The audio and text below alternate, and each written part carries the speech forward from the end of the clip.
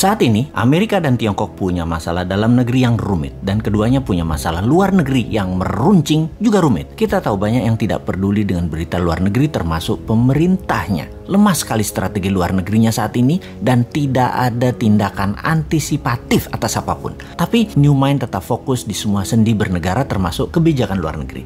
Kita bahas dan apa efeknya untuk Indonesia. Adakah ancaman resesi keuangan Amerika yang katanya punya hutang yang jatuh tempo Oktober tahun ini? Lalu, apakah ancaman salah satu perusahaan terkaya Tiongkok yaitu Evergrande yang hutangnya mencapai 7.000 triliun yang terancam gagal bayar? Akankah bisa picu krisis keuangan di Tiongkok seperti subprime mortgage di tahun 2009 di Amerika? Apa dampak hal tersebut? 1. Melemahnya ekonomi Amerika dan Tiongkok kah?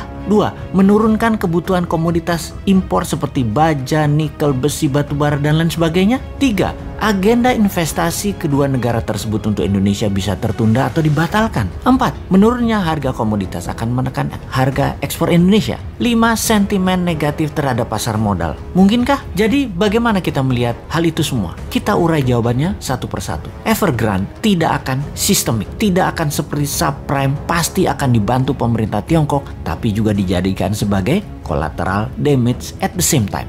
Tesis common prosperity atau sosialisme garis keras akan berlanjut dengan beberapa penyesuaian atas beberapa tesis yang tidak nyambung dengan tujuan jangka panjang Tiongkok. Salah satunya kripto yang sudah mulai dilarang di Tiongkok selain mengambil sebagian kekayaan orang kaya di Tiongkok. Capital flight sudah dan akan terus terjadi dari Tiongkok dan Hong Kong. Beneficiary-nya atau yang diuntungkan justru Singapura dan Malaysia. Ini yang di Asia Tenggara, bukan Indonesia. Di Singapura sudah sulit saat ini untuk cari Rolls Royce dan properti lux karena sudah diborong oleh orang Tiongkok dan orang Hong Kong yang hijrah. Mereka juga sudah banyak yang mendaftar untuk jadi PR atau permanent resident dan warga negara Singapura. Jadi kita detailkan untuk menjawab pertanyaan. Nomor 1, Tiongkok akan mengalami koreksi ekonominya karena konsumsi domestik Tiongkok akan melemah. Sementara Amerika tidak akan melemah karena konsumsi domestik di Amerika masih robust. Bahkan Bank Sentral sudah mengisyaratkan akan melakukan tapering atau pengurangan QE karena ada kecenderungan untuk inflasi. Sebentar, sahabat perlu dijelaskan apa itu robust dan apa itu tapering. Kayaknya nggak usah ya, pasti sudah paham. Kalau buzzer pasti nggak paham. Buzzer mah diemin aja. Nomor 2, komoditas baru akan turun setelah 6 bulan karena lag effect di Tiongkok. Nah, pasti nanya lagi nih, lag effect itu apa? Sahabat, memang jarang masyarakat umum memahami istilah keuangan karena bernegaranya dibuat oleh para pejabatnya hanya fokus di politik. Kasian rakyat ini jadi bego urusan ekonomi, taunya paling pol dagang doang karena perilaku bernegara pejabatnya. Tapi tenang, rakyat tidak paham tidak apa-apa, tapi pejabat yang berkuasa ternyata juga tidak paham seperti kali ini. Itu memalukan. Jadi apa itu lag effect? Oke, saya terjemahkan pelajaran kampus aja artinya. Bahasa Indonesia cari dewe ya. Oke, lag effect is the potential ineffectiveness in fiscal policy due to the time it takes to recognize an issue. Dah, itu aja artinya.